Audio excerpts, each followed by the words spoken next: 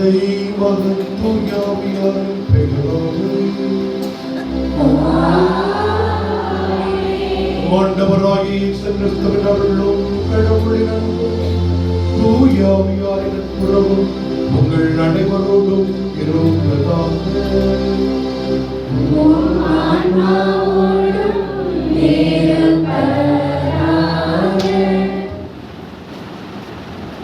இத்தவக்கால முதல் ஞாயிறு திருப்பலியில் இறைவனுடன் நம் உறவை ஆழப்படுத்த எங்களுடைய இறை மக்களை புனித அந்தோனியார் அன்பின் சார்பாக இறைபக்தியோடு வரவேற்கிறோம். தவக்காலம் என்பது கவலையோ வருத்தமோ காட்டும் காலம் அல்ல, மாறாக அது நம்பிக்கையின் காலம், இறைவனின் அளவற்ற இரக்கத்தை அனுபவிக்கும் காலம். மனித வாழ்வில் சோதனைகள் தவிர்க்க முடியாதவை. நாம் விரும்பினாலும் விரும்பாவிட்டாலும் அவை நம்மை தொடுகின்றன. ஆனால் அவற்றை வென்று சாதனை படைத்தவர் இயேசு கிறிஸ்து. ஆதி பெற்றோரின் அடிமைத்தனத்தால் பாவரணைக்குள் தள்ளப்பட்ட நம்மை இரண்டாம் ஆதாமாகிய கிறிஸ்து புதிய வாழ்வுக்கும் வெற்றிக்கும் அழைக்கிறார். சோதனைகளை வெல்ல இறைவார்த்தையே இயேசுவுக்கு துணையாக இருந்தது. ஆகவே நாமும் இறைவார்த்தைக்கு முக்கியத்துவம் கொடுத்து விழிப்புடன் வாழ்வோம், இறைவனின் இறையருளை பெறுவோம். இன்றைய திருப்பலியானது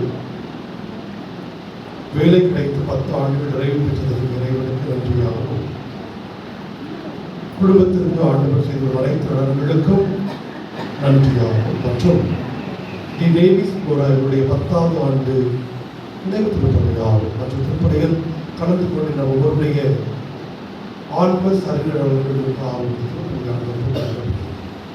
அன்புமிக்க சகோதர சகோதரிகளை, புதிய வரைகளை நாம் தவறுகள் கொண்டாடும் நம்முடைய பாவங்களை ஏற்று மனமருந்தை மன்னிக்க வேண்டும். எல்லாம் வல்ல இறைவனிடமும் சகோதர சகோதரிகளிடமும் நான் பாவத்தை ஏற்றுக்கொள்கிறேன். ஏனெனில் சிந்தனையாலும் சொல்லாலும் செயலாலும் கடமைகளை தவறியதாலும் பாவங்கள் பல செய்தேன். என் பாவமே என் பாவமே என் பெரும் பாவமே.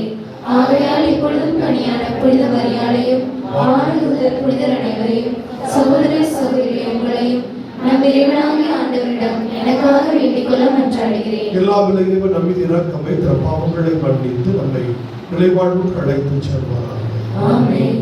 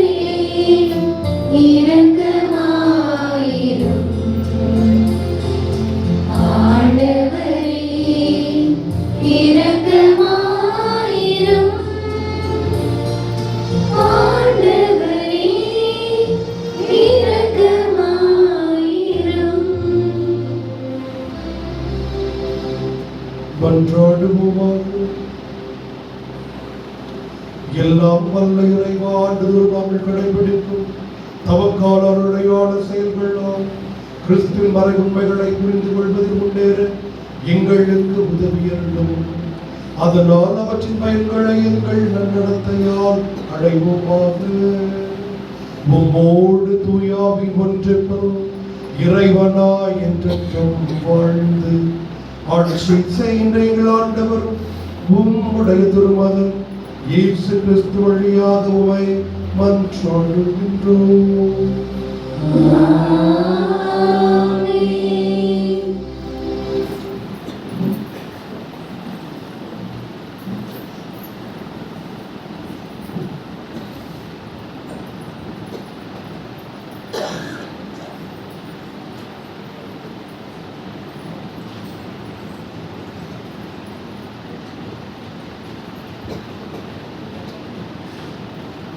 தவக்காலத்தின் குறிக்கோள் மனிதன் தன் பாவ வாழ்க்கையை உணர்ந்து மனம் திரும்பி இறைவனின் புது படைப்பு என்ற நிலைக்கு திரும்பி வருவது.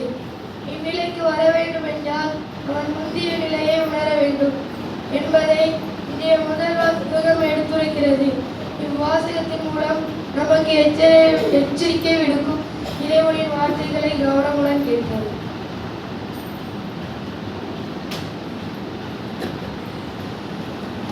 தொடக்க நூலிலிருந்து வாசகம். அதிகாரம் 2 இறை வார்த்தைகள் 7 முதல் 9.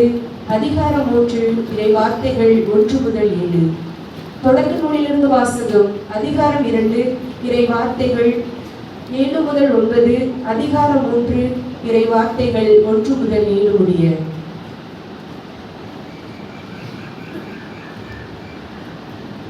ஆண்டவராகிய கடவுள் நிலத்தில் மனிதனை மண்ணால் உருவாக்கி அவன் நாசிகளில் உயிர் மூச்சை ஊத மனிதன் உயிர் உள்ளவன் ஆனான். ஆண்டவராகிய கடவுள் கிழக்கே இருந்த ஏதேனுள் ஒரு தோட்டம் அமைத்து தாம் உருவாக்கிய மனிதனை அங்கே வைத்தார். ஆண்டவராகிய கடவுள் கண்ணுக்கு அழகானதும் உண்பதற்கு சுவையானதுமான எல்லா வகை மரங்களையும் தோட்டத்தின் நடுவில் வாழ்வின் மரத்தையும் நன்மை தீமை அறிவதற்கு ஏதுவான மரத்தையும் மண்ணிலிருந்து வளர செய்தார். ஆண்டவராகிய கடவுள் உருவாக்கிய காட்டு விலங்குகள் எல்லாம் பாம்பு மிகவும் சூழ்ச்சி மிக்கதாக இருந்தது. அது பெண்ணிடம், கடவுள் உங்களிடம் தோட்டத்தில் உள்ள எல்லா மரங்களிலிருந்தும் உண்ணக்கூடாது என்கிறது உண்மையா என்று கேட்டது. பெண் பாம்பிடம், தோட்டத்தில் இருக்கும் மரங்களின் பழங்களை நாங்கள் உண்ணலாம், ஆனால் தோட்டத்தின் நடுவில் உள்ள மரத்தின் கனியை மட்டும் நீங்கள் உண்ணக்கூடாது, அதை தொடவும் கூடாது, மீறினால் நீங்கள் சாவீர்கள் என்று கடவுள் சொன்னார் என்றாள். பாம்பு பெண்ணிடம், நீங்கள் சாகவே மாட்டீர்கள், ஏனெனில் நீங்கள் அதிலிருந்து உண்ணும் நாளில் உங்கள் கண்கள் திறக்கப்படும், நீங்கள் கடவுளை போல் நன்மை தீமை அறிவீர்கள் என்பது கடவுளுக்கு தெரியும் என்றது. அந்த மரம் உண்பதற்கு சுவையானதாகவும் கண்களுக்கு களிப்பூட்டுவதாகவும் அறிவு பெறுவதற்கு விரும்பத்தக்கதாகவும் இருந்ததை கண்டு பெண் அதன் பழத்தை பறித்து உண்டாள். அதை தன்னிடம் இருந்த தன் கணவனுக்கும் கொடுத்தாள். அவனும் உண்டாள். அப்பொழுது அவர்கள் இருவரின் கண்களும் திறக்கப்பட்டன. அவர்கள் தாங்கள் ஆடையின்றி இருப்பதை அறிந்தனர். ஆகவே அத்தி இலைகளை தைத்து தங்களுக்கு ஆடைகளை செய்து கொண்டனர். ஆண்டவரின் அருள்வாக்கு. நன்றி. திருப்பாடல் 51 பல்லவி. ஆண்டவரே இரக்கமாயிரும், ஏனெனில் நாங்கள் பாவம் செய்தோம். ஆண்டவரே இரக்கமாயிரும், ஏனெனில் நாங்கள் பாவம் செய்தோம். ஆண்டவரே இரக்கமாயிரும், ஏனெனில் நாங்கள் பாவம் செய்தோம். ஆண்டவரே இரக்கமாயிரும், ஏனெனில் நாங்கள் பாவம் செய்தோம். கடவுளே, உமது பேரன்புக்கேற்க எனக்கு இடம் இறங்கும்.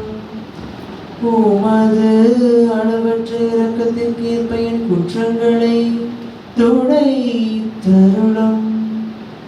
என் தீவினை முற்றிலும் நீங்கும்படி என்னை கழுவியருளும். என் பாவமற்று போகும்படி என்னை தூய்மைப்படுத்தியருளும். ஆண்டவரே இரக்கமாயிரும், ஏனெனில் நாங்கள் பாவம் செய்தோம். ஆண்டவரே இரக்கமாயிரும்,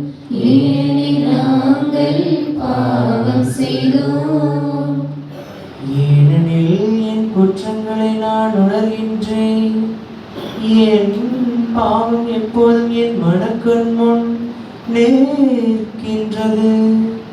உமக்கு எதிராக நான் பாவம் செய்தேன், உம் பார்வையில் தீங்கு செய்தேன். ஆண்டவரே இரக்கமாயிரும், ஏனெனில் நாங்கள் பாவம் செய்தோம். ஆண்டவரே இரக்கமாயிரும், ஏனெனில் நாங்கள் பாவம் செய்தோம்.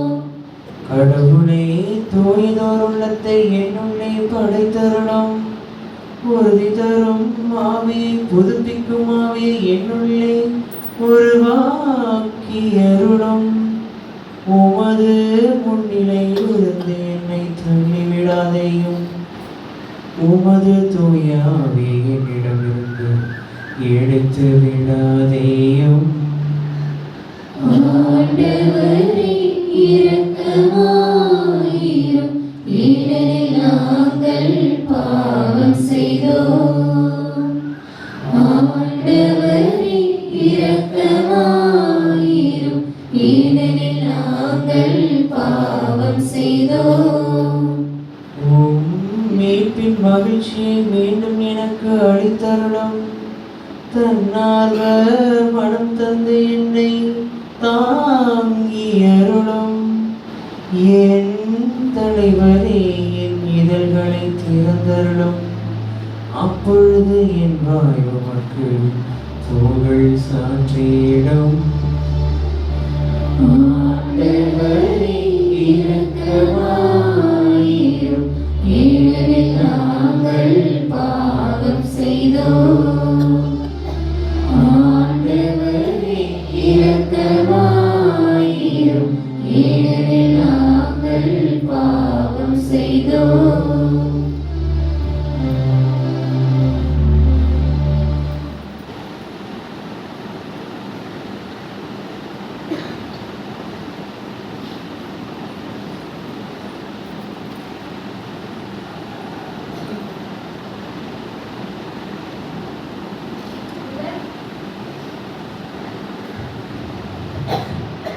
முதல் மனிதர் ஆதாம் செய்த பாவத்தால் சாவு உலகில் வந்தது.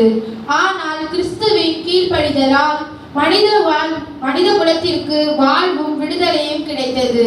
ஒருவரின் கீழ்ப்படியாமை பலரை பாவிகளாக்கியது போல் ஒருவரின் கீழ்ப்படிதல் பலரை கடவுளுக்கு ஏற்புடையவர்களாக ஆக்கிவிட்டது. நாமும் கடவுளுக்கு ஏற்புடையவர்களாக வாழ வேண்டும் என பவுலடியார் எடுத்துரைக்கும் 2ஆம் வாசகத்திற்கு கவனமுடன் செவிமடுப்போம். திருத்தூதர் பவுல் ரோமையர்கள் எழுதிய திருமுகத்திலிருந்து வாசகம், அதிகாரம் 5, இறை வசனங்கள் 12 முதல் 19 முடிய. திருத்தூதர் பவுல் ரோமையர்கள் எழுதிய திருமுகத்திலிருந்து வாசகம், அதிகாரம் 5, இறை வசனங்கள் 12 முதல் 19 முடிய. சகோதர சகோதரிகளே, ஒரே ஒரு மனிதன் வழியாய் பாவம் இந்த உலகில் நுழைந்தது. அந்த பாவத்தின் வழியாய் சாவு வந்தது. அதுபோலவே எல்லா மனிதரும் பாவம் செய்ததால் எல்லா மனிதரையும் சாவு கவ்விக்கொண்டது. திருச்சட்டம் தரப்படும் முன்னும் உலகில் பாவம் இருந்தது. ஆனால் சட்டம் இல்லாத போது அது பாவமாக கருதப்படவில்லை. ஆயினும் ஆதாம் முதல் மோசே வரையில் இருந்தவர்கள் ஆதாமை போல் கடவுளின் கட்டளையை மீறி பாவம் எதுவும் செய்யவில்லை. எனினும் சாவு அவர்கள் மீது ஆட்சி செலுத்திற்று. இந்த ஆதாம் வரவிருந்தவருக்கு முன்னடையாளமாய் இருக்கின்றார். ஆனால் குற்றத்தின் தன்மை வேறு, அருள்கொடையின் தன்மை வேறு. எவ்வாறெனில் ஒருவர் செய்த குற்றத்தால் பலரும் இருந்தனர். ஆனால் கடவுளின் அருளும் இயேசு கிறிஸ்து என்னும் ஒரே மனிதரில் வரும் அருள் அடையாளமும் பலருக்கு மிகுதியாய் கிடைத்தது. இந்த அருள்கொடையின் விளைவு வேறு, அந்த ஒரு மனிதன் செய்த பாவத்தின் விளைவு வேறு. எவ்வாறெனில் ஒரு மனிதன் செய்த குற்றத்திற்கு தீர்ப்பாக கிடைத்தது தண்டனை, பலருடைய குற்றங்களுக்கு தீர்ப்பாக கிடைத்ததோ அருட்கொடையாக வந்து விடுதலை.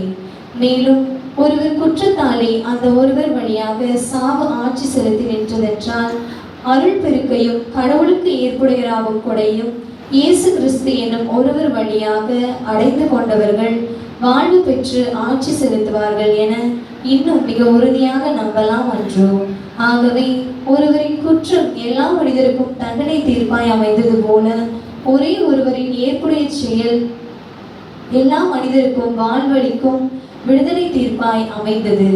ஒரு மனிதரின் கீழ்ப்படியாமையால் பலர் பாவிகளானது போல ஒருவரின் கீழ்ப்படிதலால் பலர் கடவுளுக்கு ஏற்புடையவர்களாக ஆவார்கள். ஆண்டவரின் அருள்வாக்கு. நன்றி.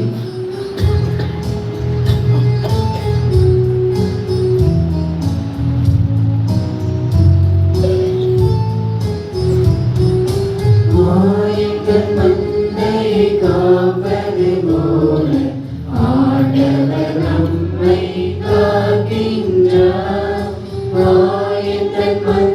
மந்தையை காப்பது போல ஆண்டவர் நம்மை காக்கின்றார். மனிதர் அப்பத்தினால் மட்டுமல்ல, மாறாக கடவுளின் வாய்ச்சொல் ஒவ்வொன்றாலும் வாழ்வர். ஆயிரம் மந்தையை காப்பது போல ஆண்டவர் நம்மை காக்கின்றார். ஆண்டவர் உங்களோடு இருப்பாராக. ஆன்மாவோடும் இருப்பாராக. மத்தேயு எழுதிய தூய நற்செய்தியிலிருந்து வாசகம். ஆண்டவரே மாட்சி உமக்கே. அதிகாரம் 4 இறைவசனங்கள் 1-11. மத்தேயு எழுதிய நற்செய்தி அதிகாரம் 4 இறைவசனங்கள் 1-11. அக்காலத்தில் இயேசு அழகினால் சோதிக்கப்படுவதற்காக பாலைநிலத்திற்கு தூய ஆவியால் அழைத்துச் செல்லப்பட்டார். அவர் 40 நாள் இரவும் பகலும் ஓய்ந்திருந்தார். அதன் பின் பசியுற்றார். சோதிக்கிறவன் அவரை அணுகி, நீர் இறைமகன் என்றார், இந்த கற்கள் அப்பமாகும்படி கட்டளையிடும் என்றார். அவர் மறுமொழியாக, மனிதன் அப்பத்தினால் மட்டுமல்ல, மாறாக கடவுளின் வாய் சொல் ஒவ்வொன்றாலும் வாழ்வு என மறைநூல் எழுதியுள்ளதே என்றார். பின்னர் அழகை அவரை எருசலேம் திருநகருக்கு கூட்டிச் சென்றது. கோவிலில் உயர்ந்த பகுதியில் அவரை நிறுத்தி, நீ இறைமகன் என்றார். கீழே குதியும் கடவுள் தம் தூதருக்கு உண்மை குறித்து கட்டளையிடுவார். உமது கால் கல்லில் போதாதபடி அவர்கள் தங்கள் கைகளில் உம்மை தாங்கிக் கொள்வார்கள் என்று மறைநூலில் எழுதியுள்ளது என்று அழகை அவரிடம் சொன்னது. இயேசு அவரிடம், உன் கடவுளாகிய ஆண்டவரை சோதிக்க வேண்டாம் எனவும் எழுதியுள்ளதே என்று சொன்னார். மறுபடியும் அழகை அவரை மிக உயர்ந்த மலைக்கு கூட்டிச் சென்று உலக அரசுகள் அனைத்தையும் அவற்றின் மேன்மையும் அவருக்கு காட்டி அவரிடம், நீ நெடுஞ்சாக்கிடையாக விழுந்து என்னை வணங்கினால் இவை அனைத்தையும் உமக்கு தருவேன் என்றது.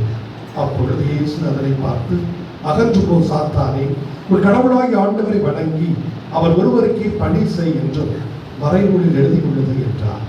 பின்னர் அழகை அவரை விட்டு அகன்றது.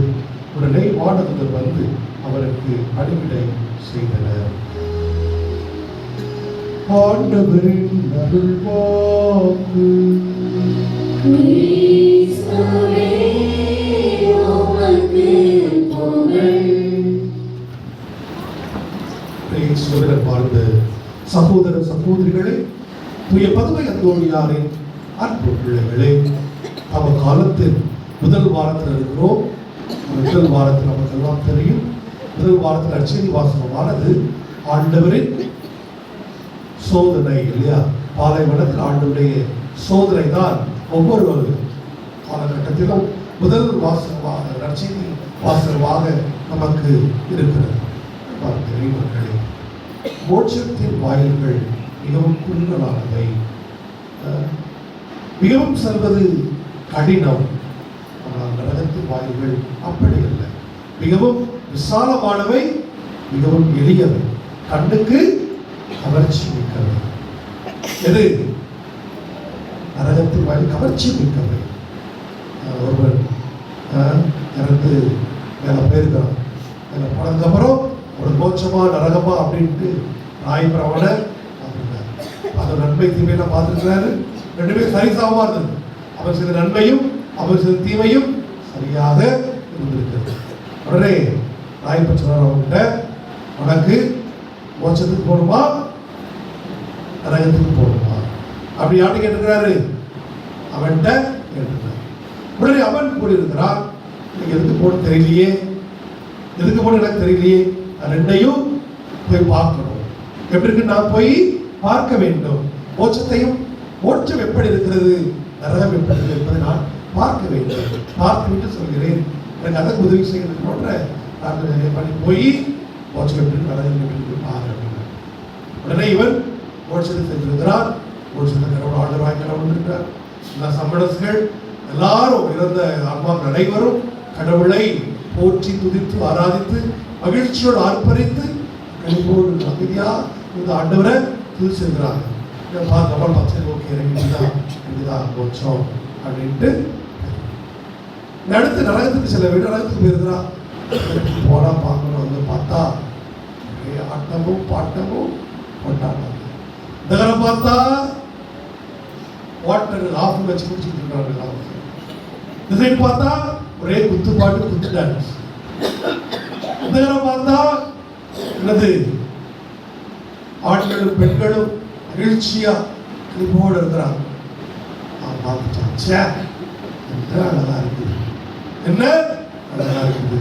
இதுல மோட்சம், அது என்ன மோட்சம், இதுதான் நமக்கு மோட்சம் அப்படின்ட்டு ஆயப்பர் சொல்லியிருக்கிறார். ஆயப்பரே, எனக்கு மோட்சம் வேண்டாம், நரகமே எனக்கு போதும். நரகத்துக்கு என்ன அனுப்பியிருக்க?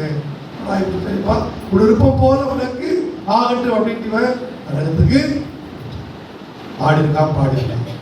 கொஞ்ச நேரம் ஆடி பாட்ட உடனே பிசாசு வந்துச்சான். அவள்கிட்ட வாங்க, என்னையா வாயை தர, காய்ச்சல் இரும்பு வாயில ஊத்துற அப்படின்னா, நீங்க இப்படி சொல்றீங்க? வெளியே பார்த்தேன் எல்லாம் ஆட்டமும் பாட்டம் கொண்டாட்டமா இருந்துச்சு, இப்ப இப்படி நீங்க செய்றீங்க அப்படின்னு போது, இல்லப்பா அது நரகத்துக்கு அட்வர்டைஸ்மெண்ட் அப்படின்னா. எது? இந்த ஆட்டமும் பாட்டம். அதற்கு வேடிக்கையாக இருந்தாலும் கூட நரகத்தின் வாயில்கள் மிகவும் கவர்ச்சியானது, தீமைக்கு இட்டு செல்லும் வழி மிகவும் கவர்ச்சியானது. இன்னைக்கு அதை தான் முதல் வாசகத்துல பார்க்கிறோம். அந்த பழம் அதை பார்ப்பதற்கு மிகவும் அழகாக இருந்தது. அதை சாப்பிட்ட உடனே உனக்கு எல்லாம் வந்துடும், நீ அப்படி ஆயிடுவ இப்படி ஆயிடுவ அப்படி கவர்ச்சிகரமாக யார் பேசுறா? பாம்பாகிய சாத்தான் பேசுகிறார். யார்கிட்ட? ஏவாளிடம் பேசுகிறார். இல்லையா? அந்தோனியார் படத்துல பாத்தீங்கன்னா ஒரு பாட்டு வரும் இல்லையா? என்ன பாட்டு? பாட்டு வருமா? ஏவாளை ஏமாற்றினேன், வெற்றி பூமாலை நான் சூட்டினேன். இந்த பாட்டு இருக்கா? அதான் பாருங்க. ஒரு நாள் கலைஞர் அவர்கள் நம்ம ஊர்ல நினைச்சதும் ஒரு நாள் இது அந்தோனியார் படம் போடணும். அப்ப ஏவாளை ஏமாற்று.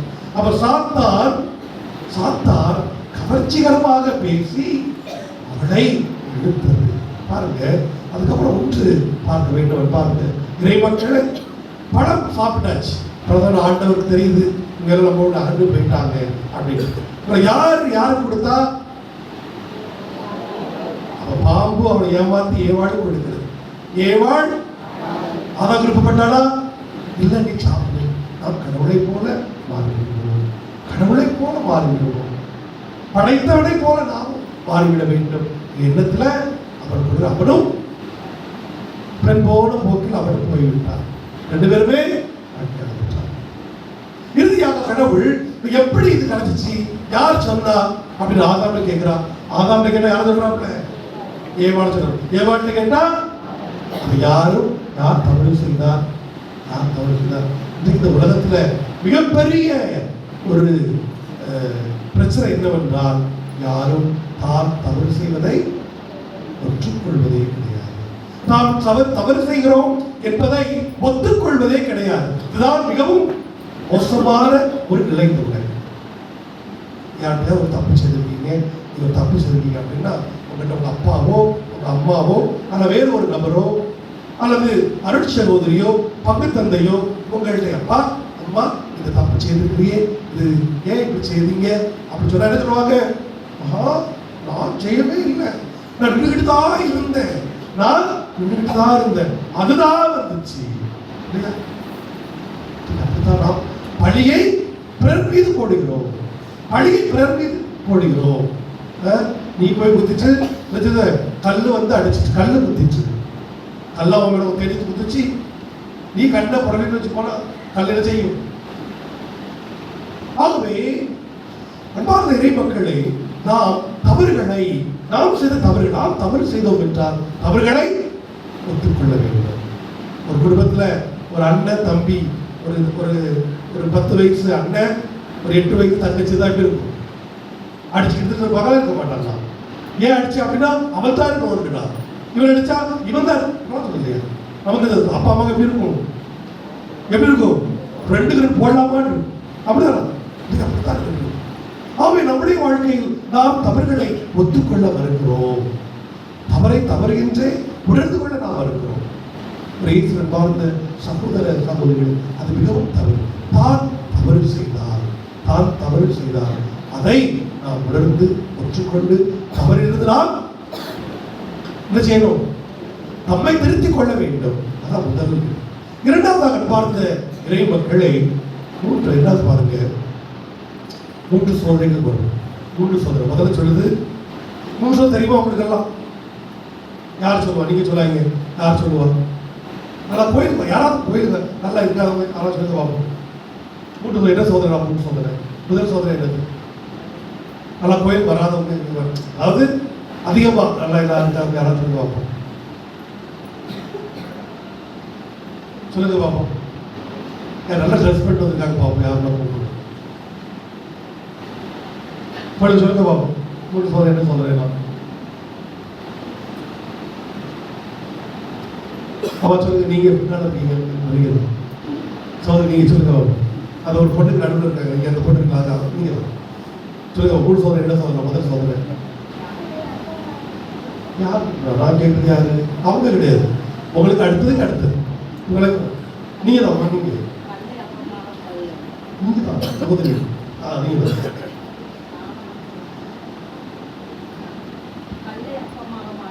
கல்லை அப்பமாக மாற்றியது. ஓகே, அடுத்தது.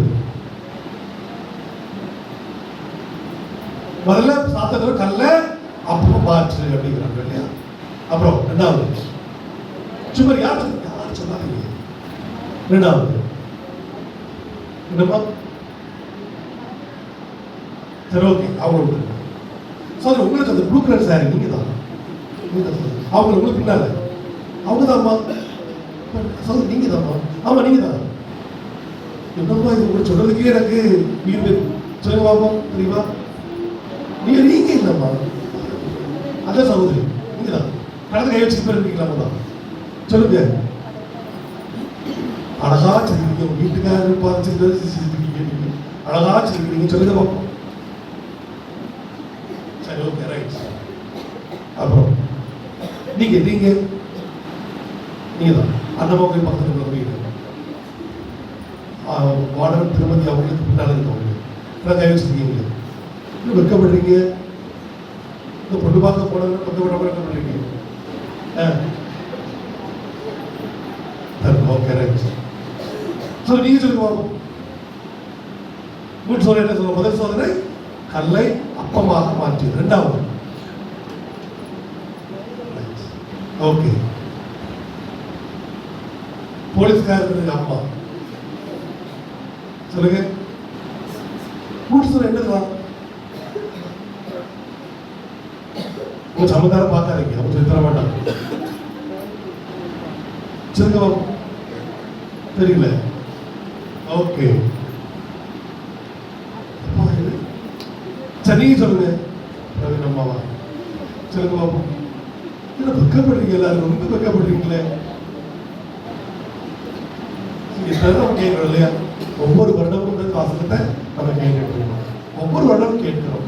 மிக முக்கியமான ஒரு நற்செய்தியாக இருக்கிறது. அப்ப இன்னைக்கு ஒரு தெரியாத கிடையாது.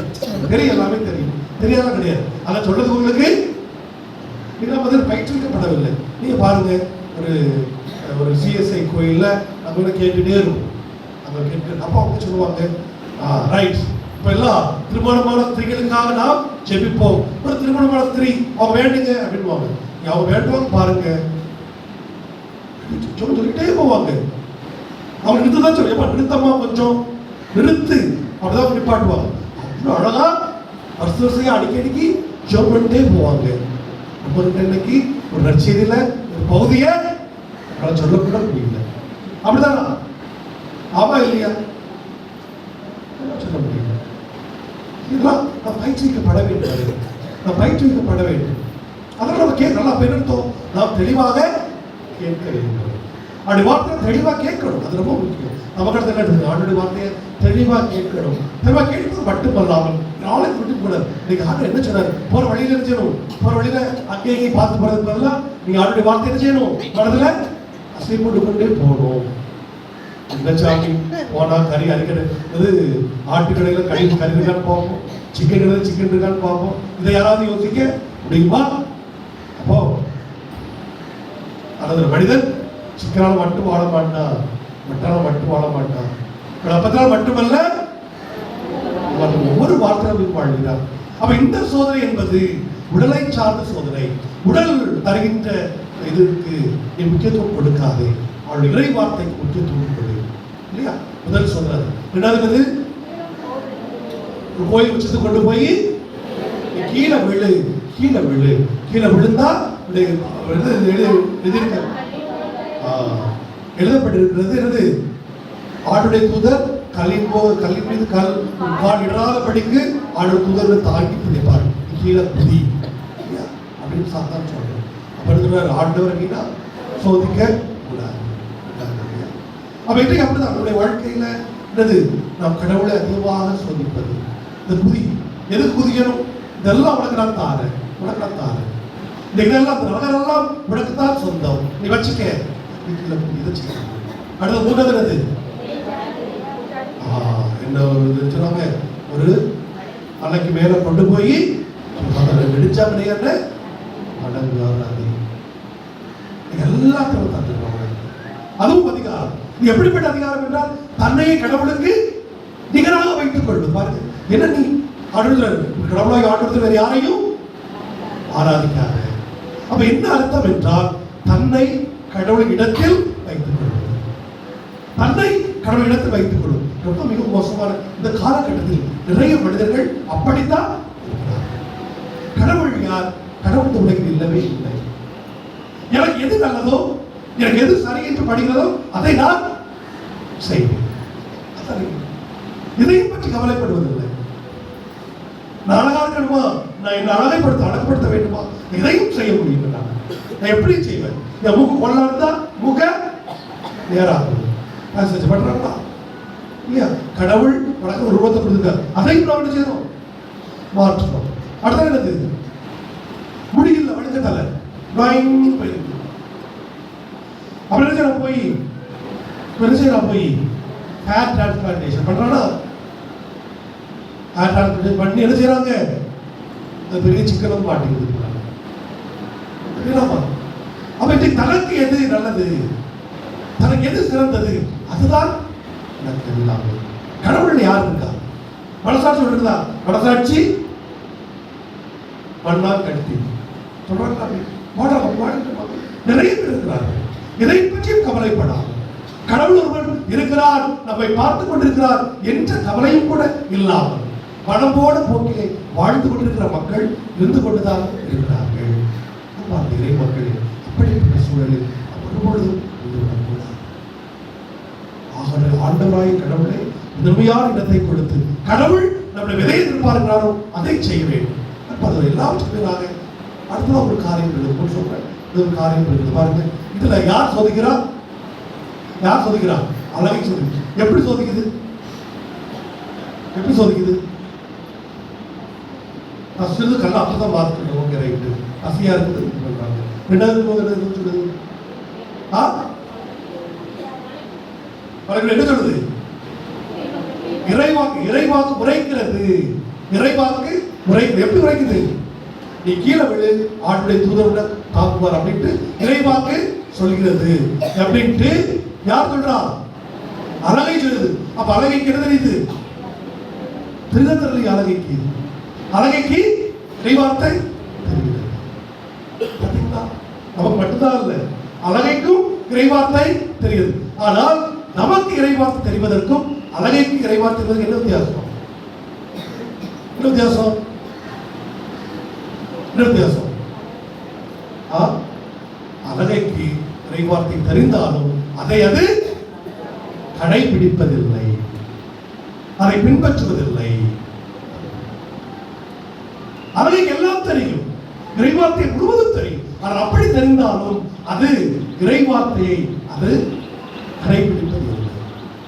நம்முடைய வாழ்க்கையில் பல இடங்கள்ல அப்படி மாறி போகிறோம். பாருங்க, இறை மக்களை நம்ம நல்லா கோயிலுக்கு வருவோம், நல்லா ஜெபம் பண்ணுவோம், எல்லாம் செய்வோம். அவருடைய வாழ்க்கையில முற்றிலும் கடவுளை விட்டு அகற்றுவோம். நல்லா கோயிலுக்கு வருவோம், நல்லா கோயிலுக்கு வருவோம், ஒவ்வொரு நாள் வந்துருவோம், ஒவ்வொரு இது வந்துருவோம். ஆனால் நம்முடைய நடத்தை மிகவும் மோசமாக இருக்கும். மிகவும் மோசமாக இருக்கும். என்ன சொல்லுவாங்க, இவெல்லாம் இறந்தா கோயிலுக்கு எதுக்கு கோயிலுக்கு போறான், எதுக்கு கோயிலுக்கு போறான், இந்த பிரயோஜனம். இவ்வளவு பக்தியா இருக்கிறாங்க, இவ்வளவு ஜெபம் பண்றாங்க, ஆனா அநியாயத்துக்கு வட்டி கொடுக்குறாங்களே, 10 பைசா வட்டி கொடுக்குறாங்க, 15 பைசா வட்டி கொடுக்குறாங்க. நல்லா கோயிலுக்கு போறாங்க, நல்லா ஒவ்வொரு நாளும் இது பண்ணி ஜெபம் பண்றாங்க, ஆனா இவருடைய வாழ்க்கை எப்படி ஒரு கணவன்களை ஒற்றுமை இல்லாம குடும்பத்துல ஒரு பிரச்சனை, ஒரே பிரச்சனையா இருந்தது, ஒரு அமைதியாக கூட இருக்க தெரியவில்லையே. அப்ப நாம் இந்த வாழ்க்கையில எல்லாம் தெரிந்திருந்தாலும் நாம் அப்படிப்பட்ட ஒரு வாழ்க்கை வாழக்கூடாது. வழிபாடு வேறு, வாழ்க்கை வேறு அல்ல. வழிபாடு வாழ்க்கை என்ன செய்யணும், ஒற்றிக்க வேண்டும். நமக்கான ரொம்ப முக்கியம். ரொம்ப நல்லா ஜெபம் சொல்லுவோம், எப்படாலும் கோயில உட்கார்ந்து ஒரே ஜெபமா தான் மாலை ஜெபம் கொடுத்துருவாங்க, அதுக்கு உட்காருவாங்க. ஆனா வெளியே வந்துட்டாங்க வச்சுக்கிறீங்க, ஒரு இடத்துல போய் உட்காருவாங்க, அந்த அம்மா வாயிலிருந்து வர்ற வார்த்தையெல்லாம் இங்கிலீஷ் வார்த்தை, லத்தீன் வார்த்தை, ஜெர்மன் வார்த்தை வார்த்தையில் தான் வரும். அப்போ அவங்களுடைய ஜெபம் எதுக்கு? பார்த்த சமூகத்தில் நம்முடைய வாழ்க்கையில் நம்ம எப்படி இருக்கிறோம், கிறிஸ்தவ வாழ்க்கையில் நம்ம வாழ்ந்து வர்றது சரி, மகிழ்ச்சி, கடவுள் சந்தோஷப்படுவார், இல்லை கிடையாது. அதை விட சந்தோஷம் நீ வழிபாடு வாழ்வாகுவது. நம்முடைய தமிழ்நாட்டில் பார்த்து தலைவர்களாம் பார்த்து கடவுள் இல்லை, கடவுள் மறுப்பு கொள்கை எடுத்தவர்களுடைய வாழ்க்கையை பார்த்து ஏன் எடுத்திருக்கிறார்கள்? காரணம் என்னவென்றால் மதத்தின் மதம் என்ற பெயரில் மனிதரை அடிமையாக்குகிறார்கள். மனிதனுக்கு அநியாயம் நடக்கிறது, மனிதன் நியதி கிடைக்கவில்லை, ஆகவேதான் கடவுள் மறுப்பு கொள்கையை அவர்கள் எடுக்கிறார்கள். நீ பாருங்க அப்படித்தான். ஏனென்றால் மதத்தில் மனிதன் முக்கியத்துவப்படுத்தப்படவில்லை, அவனை அடிமையாக்கி பிறர் அவனை பயன்படுத்துகிறார்கள். நம்முடைய மதம் என்பது அப்படிப்பட்ட மதமாக இருக்கக்கூடாது. மதம் என்பது கிறிஸ்துவோடு வாழ்ந்த இணைந்த வாழ்வாக இருக்கணும். அதுக்குதான் நீங்க பாத்தீங்கன்னா மகாத்மா காந்திக்கு எதிர்ப்பு பிடிச்சது, மகாத்மா காந்திக்கு அலைப்பொழிவு ரொம்ப பிடிச்சது. அலைப்பொழிவோட வாழ்க்கையில அவருடைய அகிம்சை எல்லா காரியங்களும் அதன் அடிப்படை என்பது தான் அலை பிரசங்கம் தான் இல்லையா? நீங்க உள்ளத்தோர் பேரு பெற்றோர் இல்லையா? அதான் காந்தியோட முக்கியம், ரொம்ப பிடித்த ஒரு பகுதி. சொல்லுவாங்க மகாத்மா காந்தி உண்மையாவே கிறிஸ்தவ ஆலயத்திற்கு செல்கிறவர், அவர் கிறிஸ்துவை நோக்கி சென்று கொண்டிருக்கிறார். ஆனால் அவர் கிறிஸ்துவனுடைய வாழ்க்கையை அவர் பார்க்கிறார். அதற்கும் கிறிஸ்துவனுடைய வாழ்க்கைக்கும் இயேசுக்குரிய கொள்கைக்கும் மிகவும் பாரபட்சமான தூரம் இருக்கிறது. ஆகவே தான் இவர்கள் கிறிஸ்துவை மறுத்து வாழ்கிறார்கள். கிறிஸ்துவின் கொள்கையிலிருந்து வேறு மிகவும் பாரபட்சமான ஒரு வாழ்க்கை வாழ்கிறார்கள் என்று அவர் சென்று விட்டார் சொல்வார்கள். அதாவது I love Christ, I hate Christians. அப்படி வார்த்தை மகாத்மா காந்தி வார்த்தை, I love Christ, நான் இயேசுவை அன்பு செய்கிறேன், இயேசுவை அன்புதலால் கிறிஸ்தவர்களை வெறுக்கிறேன். ஏன் இருக்கிறார் என்றால் அவர்கள் கிறிஸ்துவின் போதனைகளை அவர்கள் பின்பற்றவில்லை, கிறிஸ்து போதனைகளுடைய வாழ்க்கையை வைத்துக் கொள்ளவில்லை. ஆகவே அவர் சென்று விட்டார். என்னுடைய வாழ்க்கை அப்படிப்பட்ட ஒரு வாழ்வாக இருக்க வேண்டுமா? நாம் தான் அதை சிந்தித்து செயல்படுத்த வேண்டும். இந்த நாட்களில் நாம் இதையெல்லாம் மீட்டு வாழ்க்கையை வாழ்வாக்கும், வழிபாட்டை வாழ்வாக்கும், இறைவனுடைய திட்டத்திற்கு கீழ்ப்படிவோம். எவ்வாறு ஆதாம் விலகி சென்றால் அதுபோல அல்லாமல் இயேசுவை போல இறைத்திற்கு கீழ்ப்படிந்து நாமும் கடவுள் கீழ்ப்படிந்து கடவுள் தருகிற வாட்சியை நாம் பெற வேண்டும் என்று நாம் அன்றாடுவோம். ஆமென். நம்பிக்கை நம்புகிறேன்.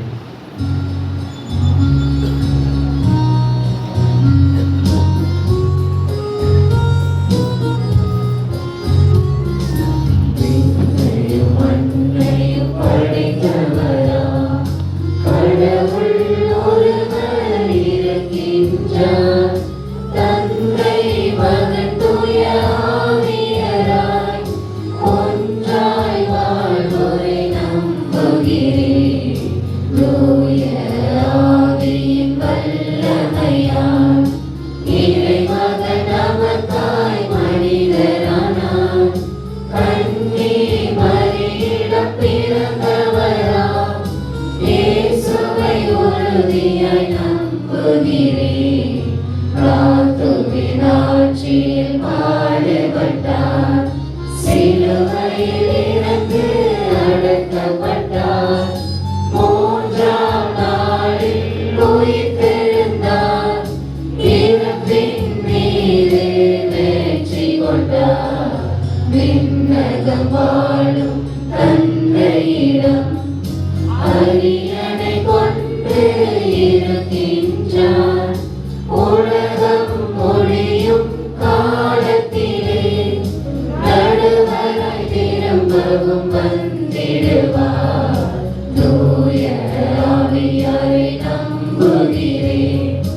ஆரினில் அவர் துணை வேண்டுகிறேன். பாவ மன்னிப்பில் தூய்மை பெற்று பரிகார வாழ்வில் நிலைத்திடுவேன்.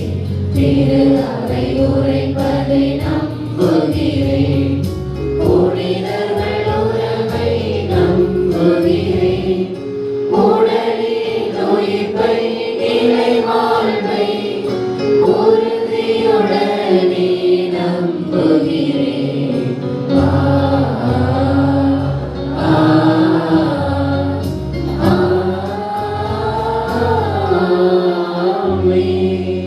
அன்புமிக்க சகோதர சகோதரி, நம்முடைய தேவையை விண்ணப்பங்களை ஆழ்ந்துள்ள எழுப்புவோம்.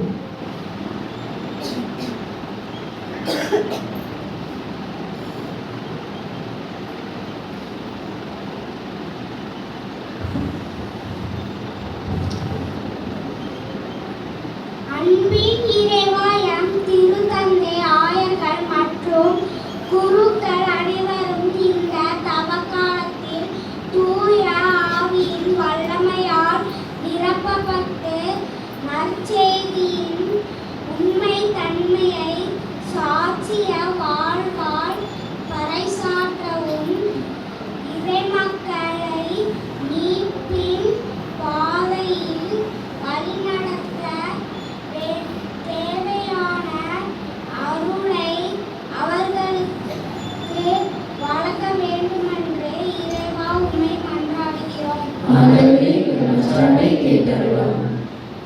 நீதியின் அரசே இறைவா, உலகெங்கும் உள்ள ஆட்சியாளர்கள் அனைவரும் பொது நலத்தோடு செயல்படவும், எளியோரின் குரலுக்கு செவிமடுக்கவும், போரற்ற அமைதியான உலகை படைக்க உழைக்கவும் இயேசு காட்டிய பணிவாழ்வை முன்மாதிரியாய் கொண்டு நீதியையும் நேர்மையும் நிலைநாட்டும் நல்மனதை அவர்களுக்கு வழங்க வேண்டும் என்று இறைவா உம்மை மன்றாடுகிறோம்.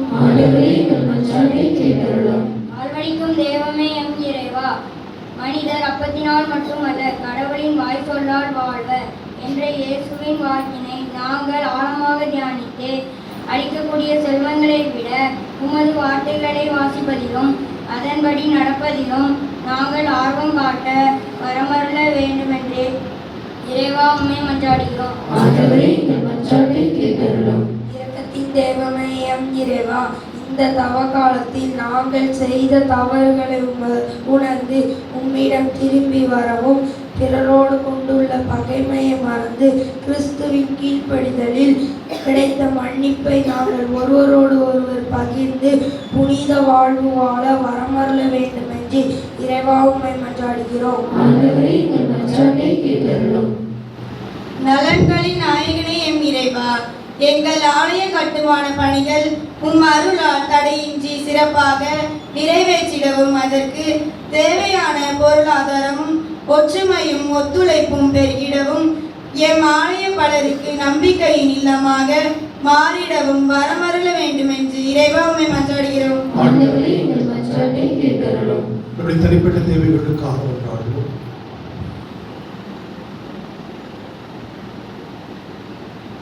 அன்பின் நிறைவா, இரு நாட்களில் நாம் தமக்காக தொடங்கிய வாழ்க்கையை பல்வேறு ஒருத்தர்கள் வழியாக நாங்கள் உமோடு இணைந்து வாழக்கூடிய முயற்சி எடுத்திருக்கிறோம்.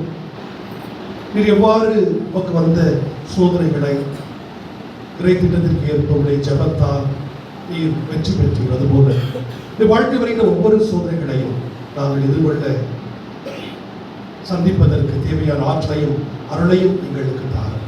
நாங்கள் சோதனையில் வீழ்ந்து விடாமல் சோதனையில் வெற்றி பெறுவதற்கான நம்முடைய அருட்கரத்தை எங்களோடு நீட்டும்.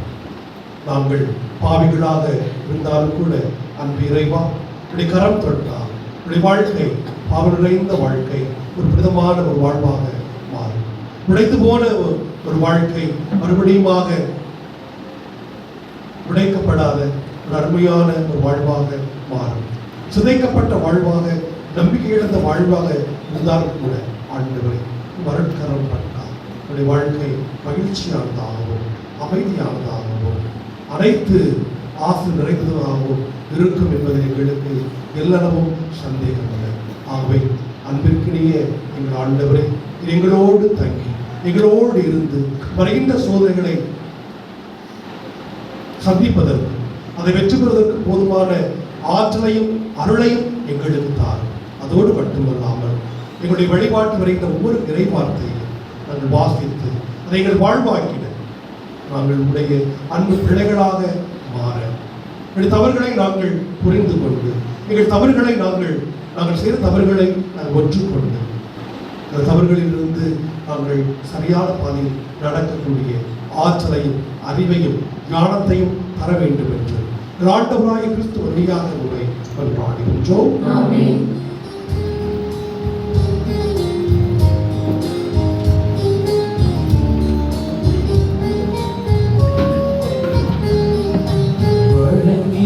கணியோ உணவோ இன்றி வாடிடும் வரியோர் பலரிறைவா.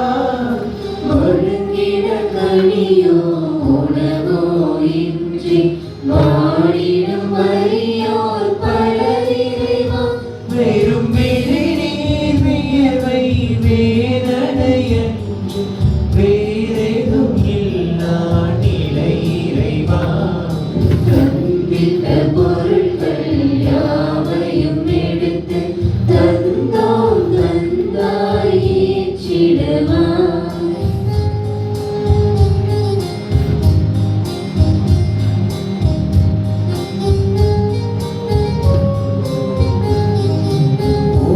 உனக்கிடையம்மை வழங்கிடும் வேலை உன்னருள் இவர்காய் கேட்கின்றோம். உனக்கென எம்மை வழங்கிடும் வேலை உன்னருள் இவர்காய் கேட்கின்றோம். எங்கள் மனம் பொருள் ஆற்றல் அனைத்தையும் நிவர்த்தம் மனத்துய நீங்க படைக்கின்றோம். சகோதர சகோதரிகளை விடுதலை அடைப்பதை எல்லாமே தந்தையாய் இறைவனுக்கு வழிபட்டார்கள். ஆண்டவர் தமது திருப்பெயரின் புரட்சிக்காகவும் ஆட்சிக்காகவும் நமது நன்மைக்காகவும் புனித தலைமை அனைத்து நலன்களுக்காகவும் முது கையொன்றிப்படி ஏற்றுக்கொள்வாராக. ஆண்டவரை காணிக்கைகளையும் திருமண் கொண்டு வந்து பொழுதுமை கருணடையாளமாக கொண்டாட்டத்தை தொடங்குகின்றோம். இவற்றை தகுந்த முறையில் ஒப்புக் கொடுக்க எங்களுக்கு அருள் புரிவீராக. எங்கள் ஆண்டவராகிய கிறிஸ்து வழியாக உம்மை மன்றாடுகின்றோம். ஆண்டவர் உங்களோடு இருப்பாராக.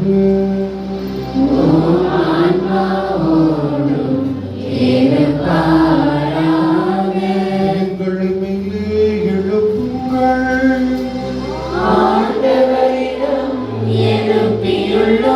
நாம் இறைவனாகிய ஆண்டவருக்கு நன்றி கூறுவோம்.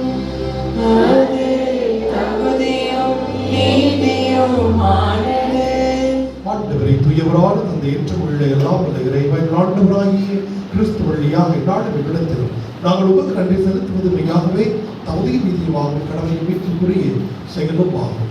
கிறிஸ்து 40 நாட்களில் உள்ளத உணவை தவிர்த்து முன்னாள் ஒன்புக்கு ஒரு கொடுத்து அதை புனிதப்படுத்தினார். மேலும் தொடக்கத்தில் தோன்றிய பாம்பின் மாய கவர்ச்சிகள் அனைத்தையும் அவர் தோற்கடித்து தீமையின் ஆட்சியில் வெற்றி கொள்ள எங்களுக்கு கற்பித்தார். அதனால் பாஸ்கா மர நிகழ்வை தம்பியான மனதோடு கொண்டாடி இறுதியாக முடிவில்லா பாஸ்காவுக்கு கடந்து செல்வோமாகவே வாழுதுதனைகளோடு புனித பெருந்தோடு நாங்களும் சேர்ந்து புகழ்ச்சி பரிசைத்து முடிவின்றி பாடுவதாவது. தூயவர் தூயவர் தூயவர் வான்படைகளின் கடவுளாம் ஆண்டவர். ஆண்டவர் விண்ணகமும் மண்ணகமும் உமது மாட்சி ஆட்சியால் நிறைந்துள்ளது. உன்னதங்களிலே ஓசன்னா, ஆண்டவர் பெயரால் வருகிறவர் ஆசி பெற்றவர். உன்னதங்களிலே ஓசன்னா, உன்னதங்களிலே ஓசன்னா. ஆண்டவர் மெய்யாகவே தூயவர் தூய அனைத்திற்கும் ஊற்று. ஆகவே மெய்யாகவே பொழுது காலையில் திருப்படுத்த வேண்டும். இவ்வாறு ஆண்டவர் இயேசு கிறிஸ்துவின் உடலும் இரத்தமும் மார்களுக்குமே மாறுபடுவார். அவர் பாடுபட உடம்பு கழித்து தம்மை கையெழுத்த போது அப்பத்தை எடுத்து நன்றி செலுத்தி அதை பெற்று தம் சீடர்களுக்கு அனைத்து கூறியதாகும். அனைவரும் இதிலிருந்து பெற்று உண்ணுங்கள், ஏனெனில் உங்களுக்காக கையளிக்கப்படும் என் உடல்.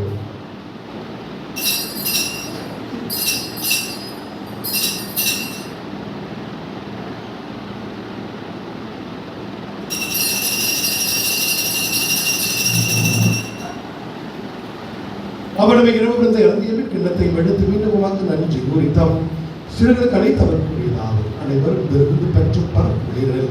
இது புதிய இறையான உடன்படிக்கைக்குரிய இரத்தத்தின் கிண்ணம். இது பாவ மன்னிப்புக்கு என்று உங்களுக்காகவும் பலருக்காகவும் சிந்தப்படும். இதை நினைவாக செய்யுங்கள்.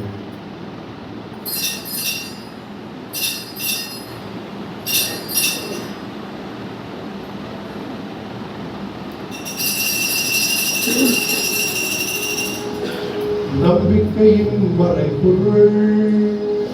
ஆண்டவரே, வரும் அளவும் உமது இறப்பினை அறிக்கையிடுகின்றோம்,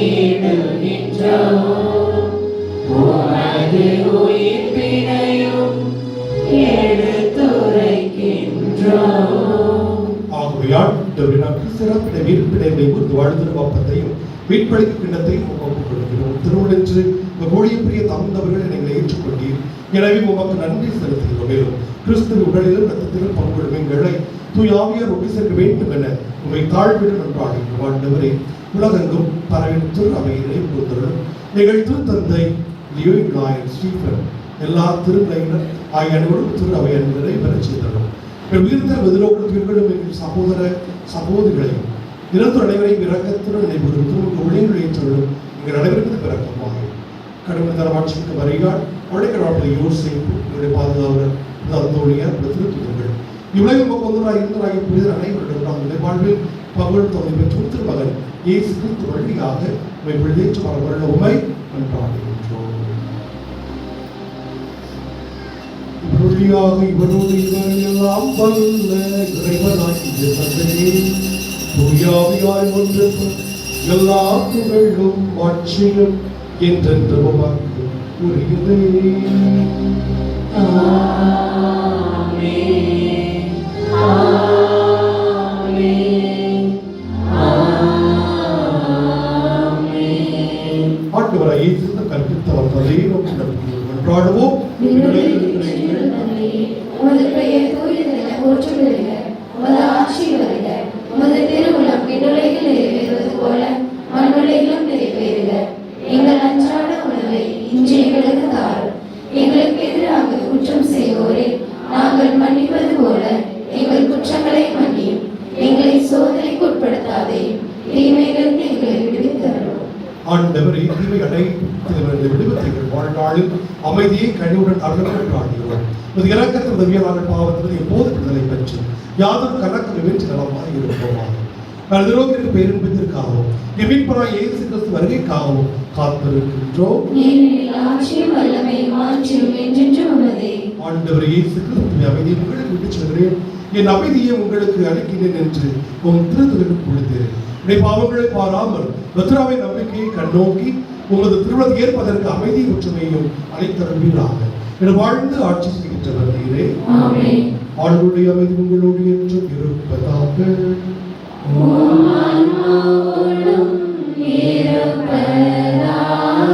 ஒருவருக்கு கிறிஸ்து விட்டு சென்ற அமைதி அறிவித்துக் கொள்வோம்.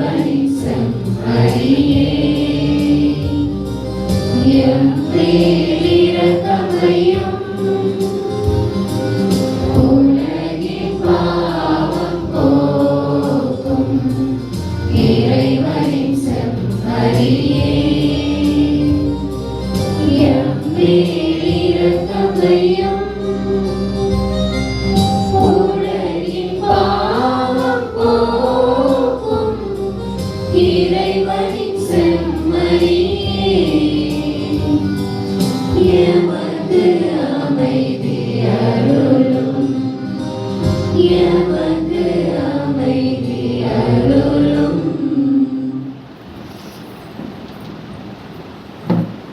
இதோ இறைவனின் செம்மறி இந்த உலகின் பாவங்களை போக்குகின்றது.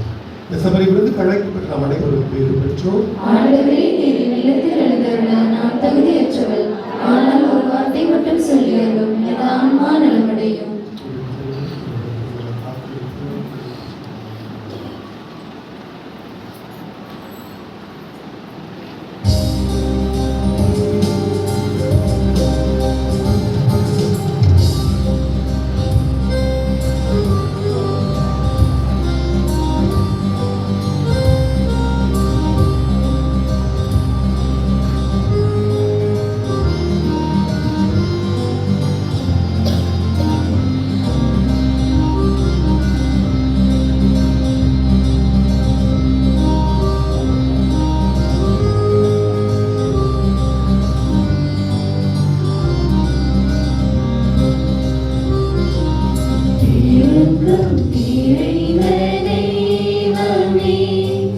இதயம் திறந்து அழைக்கின்றேன், உன்னை பாட வருகின்றேன், உன்னை அன்பு செய்கின்றேன்.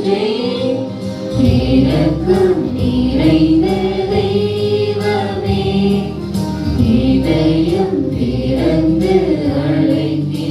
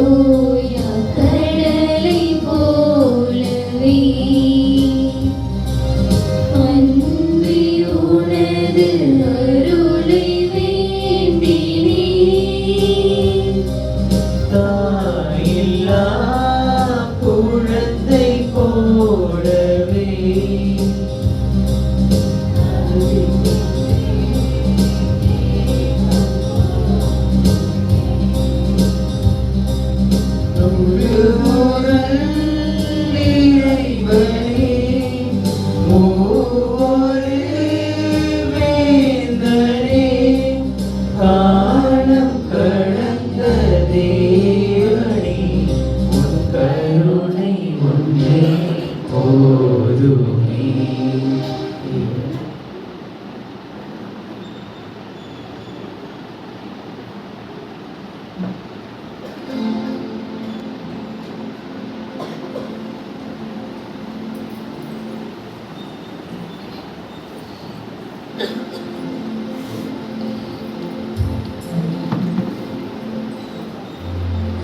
கிறிஸ்துவின் ஆத்மமே, என்னை அச்சியும்.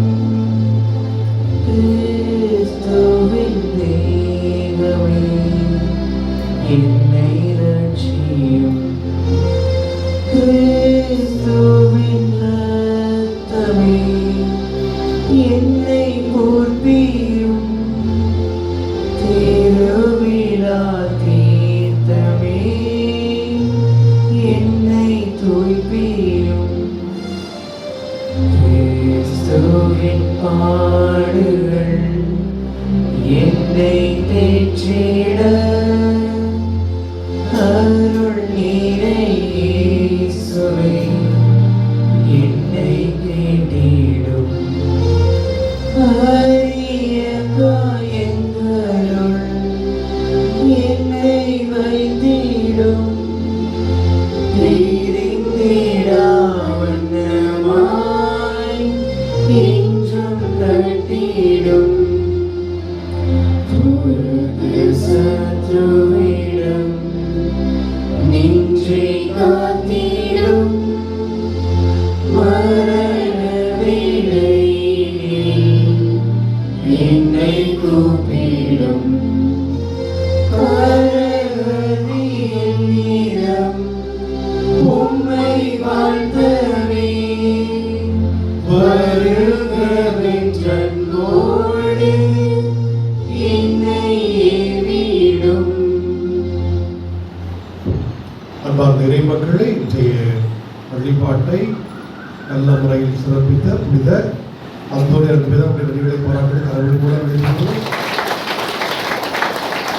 வருகின்ற வாரம் சிறப்பிப்பவர்கள் குழந்தை இயேசு அனுப்பியிருந்தார். அந்த இறைமக்களே, திரு சிறப்பிக்கும் பொழுது என்ன செய்யணும்? எப்பொழுதும் திருச்சபை தலைவர்களுக்கு என்ன செய்யணும்? ஒரு மன்றாட்டு இருக்கணும். அப்படித்தானா? இன்னைக்கு இருந்துச்சா? தலைவர் இந்த மாதிரி இல்லை.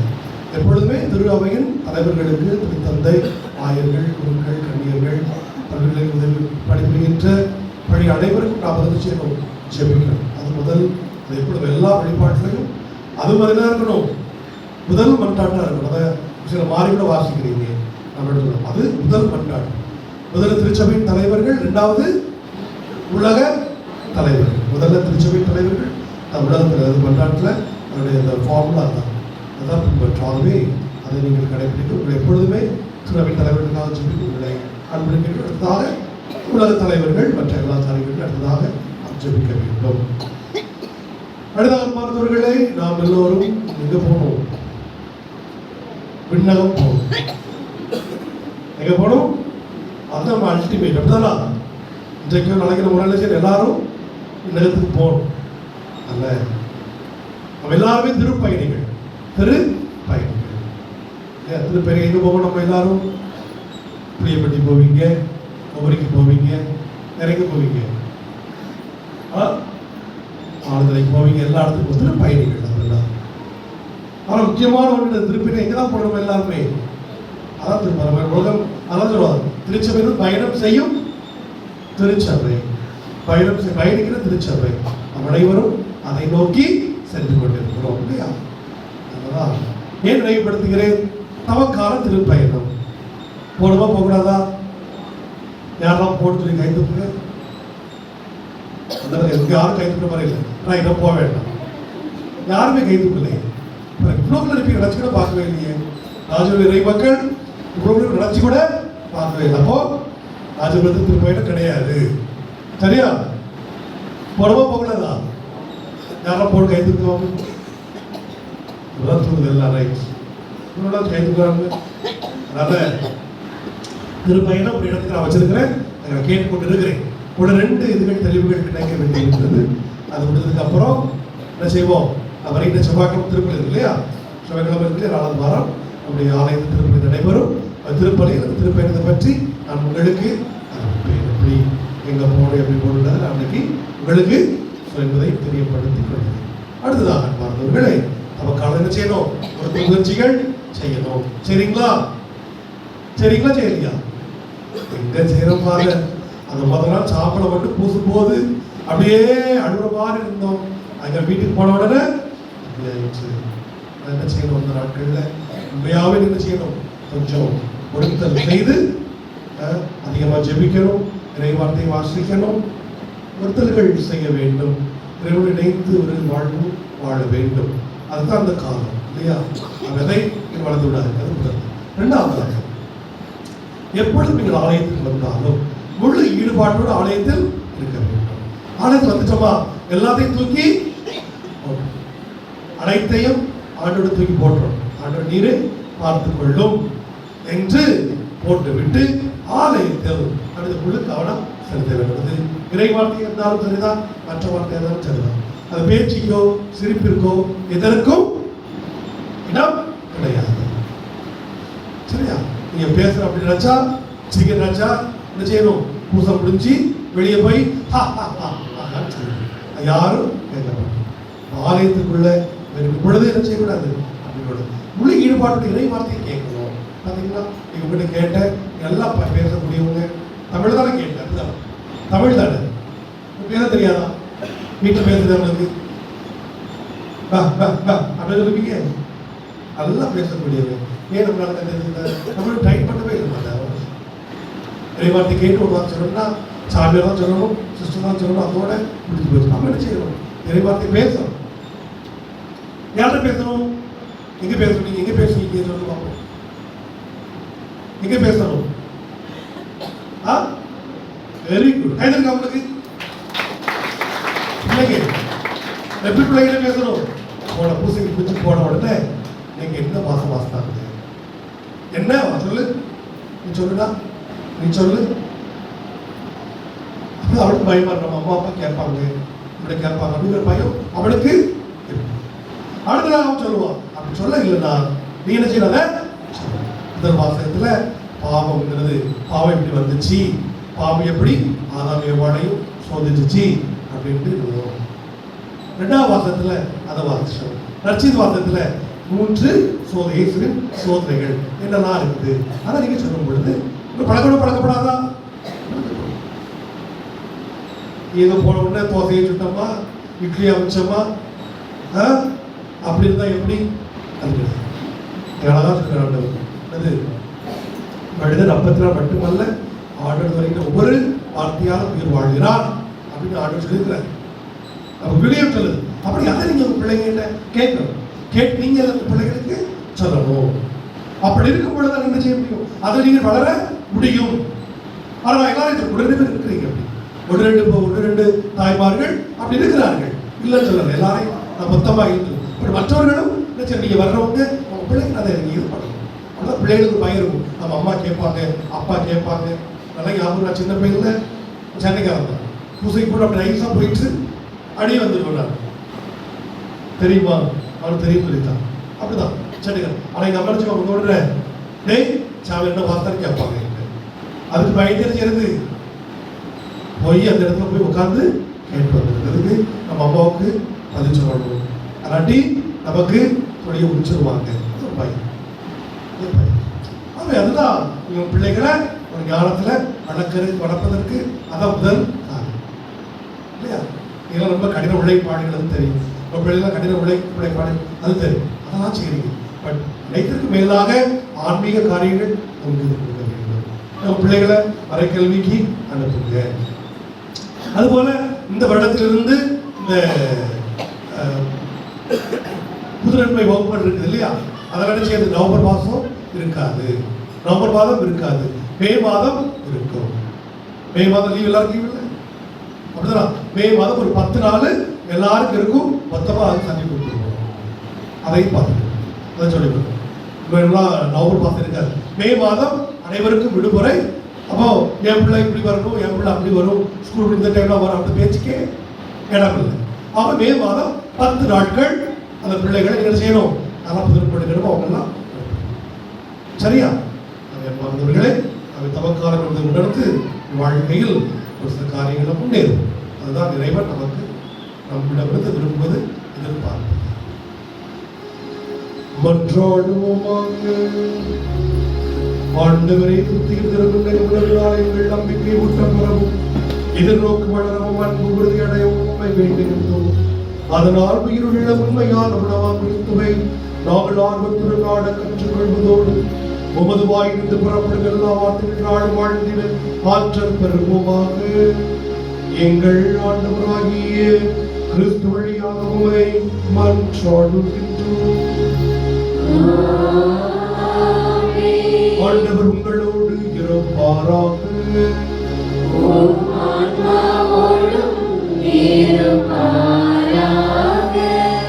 எல்லாம் வல்ல இறைவன் தந்தை, மகன், தூய ஆவியானவர் உங்கள் அனைவரை நிறைவாக ஆசீர்வதிப்பாராக.